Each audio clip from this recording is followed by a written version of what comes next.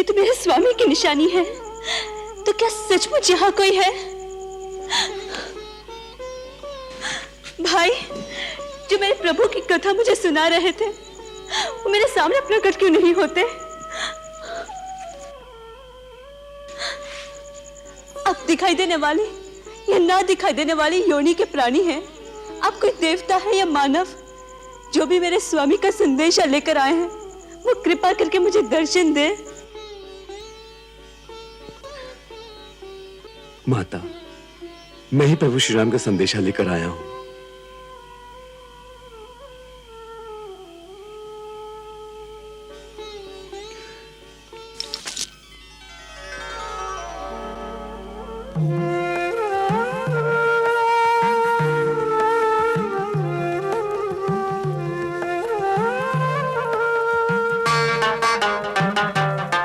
शिव धनुष भंग प्रभु करके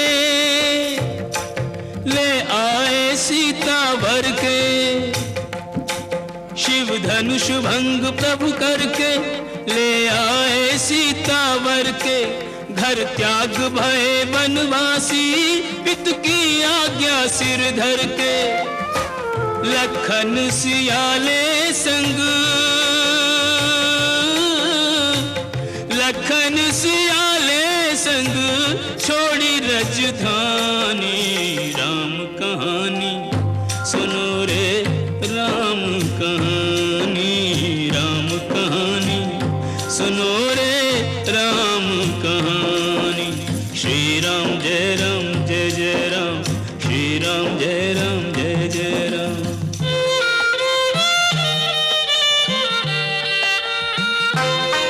खल भेष भिक्षु का धर के भिक्षा का आग्रह करके। खल भेष भिक्षु का धर के भिक्षा का आग्रह करके।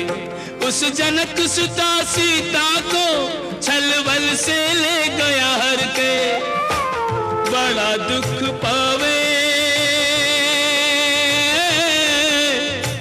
बड़ा दुख पावे राजा राम जी की रानी। राम कहानी सुनो रे राम कहानी।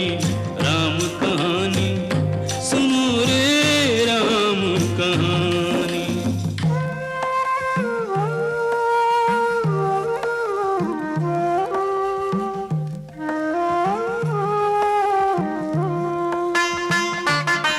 श्री राम ने मोह पठायो मैं राम दूत बनायो।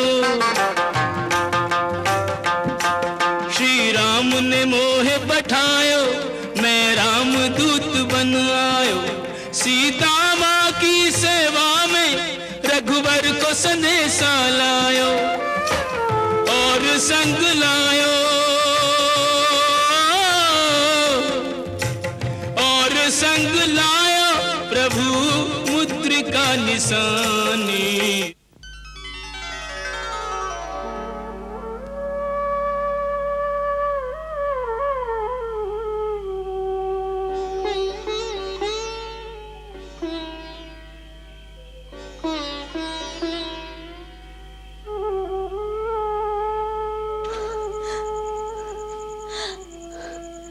ये तो मेरे स्वामी की निशानी है।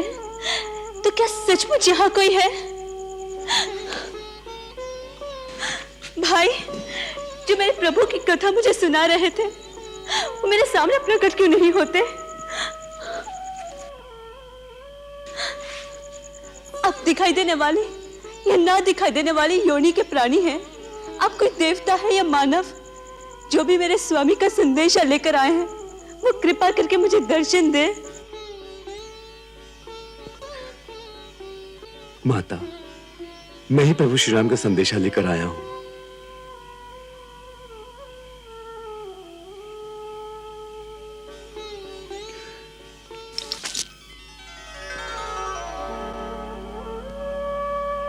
माता, मेरा प्रणाम स्वीकार करें।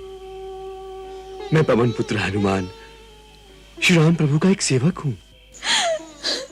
मैं समझी थी मेरे स्वामी का कोई दूत आया है, परंतु तुम मायावी लोग झूठे झूठे रूप बनाकर मुझे धोखा दे रहे हो। मुझ पर दया करो, मुझे अकेले छोड़ दो, मुझे और मत सताओ। माता, शंका न करो, मैं सचमुच श्री राम का दूत हूं। मेरा ये सचमुच का रूप है। मैं वानर हूं। अपना पुत्र जानकर मुझ पर विश्वास करो मां। ये मुद्रिका जो प्रभु ने निशानी के लिए भेजी है, इसे देखो। ये माया की बनी हुई नहीं है। ये वही है जो गंगा किनारे केवट को देने के लिए आपने श्री राम प्रभु को अपने हाथों से दी थी।